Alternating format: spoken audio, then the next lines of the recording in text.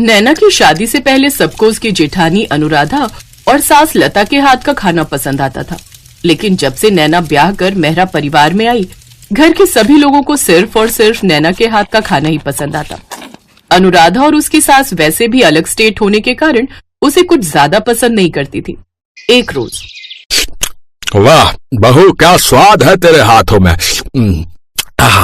कितना चटपटा और स्वादिष्ट खाना बनाती है तू। आहा, तेरे हाथ का खाना खाकर कोई नहीं कह सकता कि तू पंजाबन नहीं है। हाँ, बिल्कुल ठीक कहा पापा आपने। अरे इतना अच्छा खाना तो मेरी पत्नी अनुराधा पंजाबी होकर भी नहीं बना पाती। ये बात सुनते ही जेठानी जल भुन जाती है, लेकिन कहीं न कहीं उसे भी नैना के हाथ का खाना बहुत पसंद था। ऐसे ही एक रोज, सच में माँ जी, कुछ भी कहो लेकिन ये नैना ना खाना बड़ा अच्छा बनाती है, आपसे और मुझसे भी अच्छा। अरे चुप कर तू, ऐसा भी क्या अच्छा बनाती है। अब तू देख, मैं ना आज भरता बनाने जा रही हूँ। सब के सब अपनी उंगलियां ना चाटते रह जाए तो कहना। हाँ, बना लो आप भी भरता, लेकिन आज नैना ने कटहल की सब्जी बनाई है और उसमें से भी क्या खुशबू आ रही है।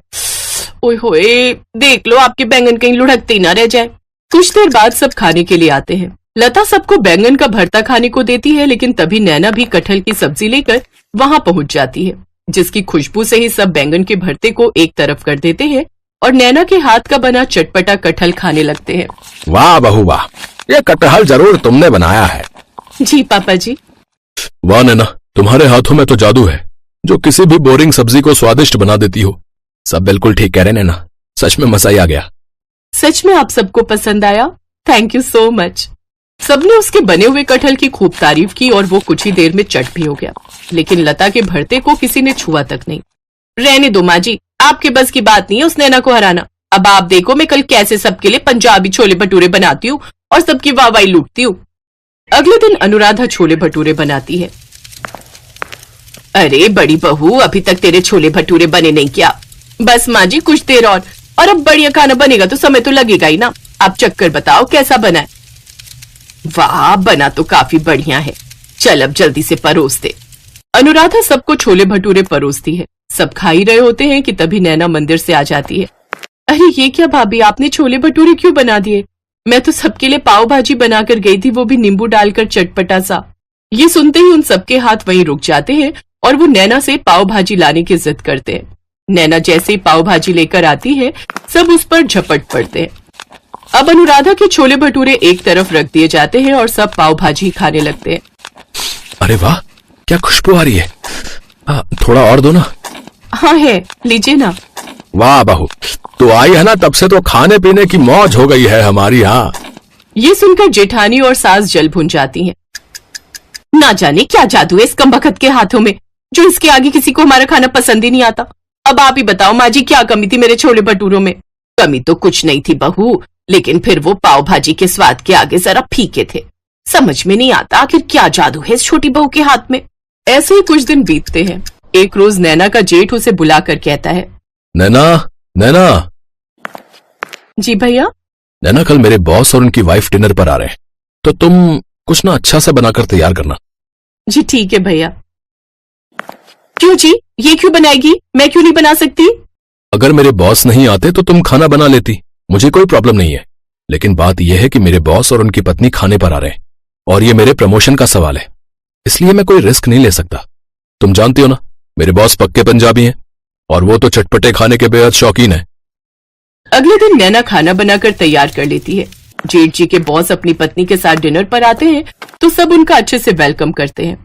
कुछ देर बाद वो सब साथ में बैठकर डिनर करते हैं तो वो खाना खाकर तो बॉस बहुत ही खुश होते हैं। वाओ, क्या कमाल का खाना है। इतना अच्छा खाना तो मैंने बड़े से बड़े होटल में भी नहीं खाया। सचमुच बहुत ही लजीज और यमी खाना है। वाओ, तुम बहुत लकी हो शुभम, जो तुम्हारी वाइफ इतना टेस्टी खाना बना लेती है। अरे नहीं, ये खाना तो मेरे छोटे भाई की पत्नी नैना ने बनाया है। नैना हरियाणा से और इनकी इंटरकास्ट मैरिज हुई थी, लेकिन खाना बनाने में इसका जवाब नहीं है।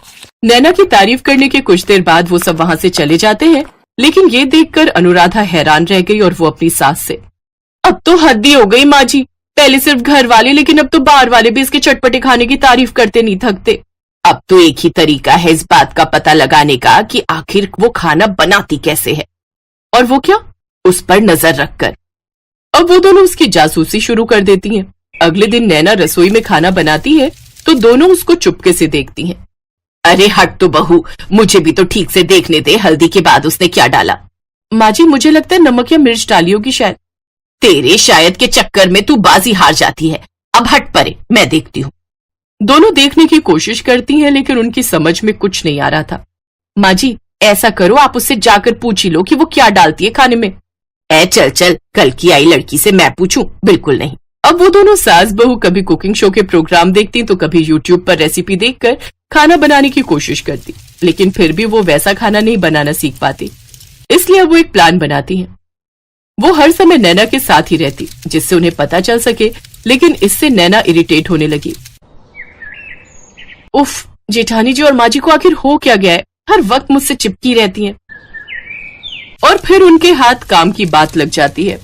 माँ जी, ये जाटनी ना बड़ी चालाक है। आपको पता है जो मसाले हमारी रसोई में होते हैं ना, वो तो ये डालती नहीं है, ये तो कोई अलग ही मसाले इस्तेमाल करती है। हैं? हे भगवान, कहीं ये कोई जादू टोना सीख कर तो नहीं आई और वही हम पर आजमा रही हो। चल अभी चलकर देखते हैं आखिर उसने उस डिब्बे में रखा क्या है। कौन सी चीज डालती है ये जिससे सब इसी के गुणगान करते हैं। अभी नहीं माँ जी, रात को। अभी अगर जाकर देखेंगे तो उसे हम पर शक हो सकता है, और क्या पता वो अपने किसी जादू टोने से हम दोनों को बिल्ली या चूहा बना दे तो। हाँ हाँ हाँ हाँ हाँ, तू ठीक कहती है, रात में देखेंगे। वैसे भी मुझे नहीं बनना बिल्ली या चूहिया। रात को जाकर वो उन डिब्बों में देखती है तो उसमें मसाले रखे होते हैं जो बिल्कुल वैसे ही होते हैं। ये तो बिल्कुल वैसे ही मसाले हैं जैसे मैं लाती हूँ, फिर उनमें और इनमें आखिर फर्क क्या है? मैंने कहा था ना माँ जी, ये जरूर कोई जादू टोना करती होगी। अब तो इसकी सच्चाई सबके सामने लानी पड़ेगी। अगले दिन वो सबको हॉल में इकट्ठा करती है। तुम सबको पता है ये चाटनी ना हम सबके खाने में कोई जादू टोना करती है। जादूगरनी है ये, जादूगरनी। हाँ, ये आप क्या कह रही है माँ जी? हाँ तो बताओ, तुम क्यों मसाले का डब्बा अलग रखती हो? माँ जी, वो पिसे हुए मसाले जो मेरी नानी माँ झज्जर में अपने गांव में पीसती हैं, अपने हाथों से धूप में सुखाकर। उन्हीं मसालों से खाने में इतना स्वाद और खुशबू आती है। उनके वहां पर खुद के ढाबे हैं जिसमें यही मसाले डालते हैं। और अनिकेत ने मुझे शादी से पहले ही कहा था कि पंजाबियों के दिल में उतरने का रास्ता चटपटा खाना होता है। इसलिए आप सबका मैं दिल जीत सकूं, इसलिए ये चटपटा खाना बनाकर खिलाती हूँ। लेकिन मुझे नहीं पता था कि मेरा ससुराल सिर्फ ससुराल ही नहीं, ये तो चटपटा ससुराल है, चाहे वो खाने में हो, जासूसी करने में हो या इल्जाम लगाने में। अब मैं नहीं रहूंगी यहाँ जहाँ मुझे सब जादूगरनी समझते हैं। माँ ये जो भी कर रही थी आप सबका दिल जीतने के लिए कर रही थी। अब जेठानी और सास को अपनी गलती का एहसास होता है और वो नैना से अपने किए की माफी मांगती हैं। अब वो सब साथ में खुशी खुशी रहते हैं। सौम्या को तीखी पानीपुरी खाने का बहुत शौक था। वो जब भी पानीपुरी खाती तो बहुत ही तीखे बनवाती। उसकी इस आदत को देखकर उसकी सास बहुत गुस्सा करती थी। भैया, थोड़ी तीखी पानीपुरी खिलाओ। हाँ, वो हरी मिर्च वाली चटनी वो भर दो इसमें। दीदी जी, ये चटनी बहुत तेज मिर्च वाली है, आपसे खाई नहीं जाएगी। मैं तो ये जरा सा ही मिलाता हूँ। खिला दे भैया, हमारी बहू तीखे पानीपुरी ही खाती है। बहुत शौक है इसे मिर्च मसाले वाले तीखे पानीपुरी खाने का। हाँ, अब है बढ़िया तीखा पानी। अब ऐसे ही रोजाना जब भी गली में पानीपुरी बेचने के लिए आओ तो मेरे लिए अलग से तीखे बनाना, ठीक है भैया? हाँ हाँ दीदी जी, जरूर, अब से मैं याद रखूंगा। धीरे धीरे ये बात सबको पता चल गई कि सौम्या को सचमुच हद से भी ज्यादा तीखे पानीपुरी खाने का शौक है। एक दिन सौम्या एक फंक्शन में गई। वहां पर एक पानीपुरी वाले भैया सबको अपनी पानीपुरी खिला रहे थे, पर किसी को भी पानीपुरी का स्वाद नहीं आ रहा था। सौम्या भाभी, अब आप ही अपने हिसाब से बढ़िया पानीपुरी तैयार करवाओ। भैया तो लग रहा है फीकी पानीपुरी खिला रहा है। अरे रहने दो शेफाली, अगर सौम्या ने पानी बनवाया ना तो तुम सब एक भी पानीपुरी नहीं खा पाओगी। सौम्या बहुत तीखी पानीपुरी खाती है और ये अपने हिसाब से ही पानी तैयार करवाएगी। फिर तुम्हारे साथ साथ आए हुए सभी मेहमान पानीपुरी खाने से रह जाएंगे। वहीं एक औरत जो फंक्शन में आई हुई थी ये सारी बातें सुन रही थी। वो उनके पास आई और बोली, कितना भी कहो, मेरे से ज्यादा तीखी पानीपुरी कोई नहीं खा सकता। मैंने बड़े बड़े रिकॉर्ड तोड़े हैं। बहुत से तीखी पानीपुरी खाने वाले कंपटीशन में मैं जीत चुकी हूँ। मुझे कोई नहीं हरा सकता। मुझे लगता है सौम्या जी मेरे से ज्यादा तीखी पानीपुरी नहीं खाती होंगी। हाँ भाभी, स्वीटी आंटी सचमुच बहुत तीखी पानीपुरी खाती हैं। इन्होंने तो बहुत सारी प्रतियोगिताएं भी जीती हैं जिनमें तीखी पानीपुरी खाकर इन्होंने बहुत से इनाम जीते।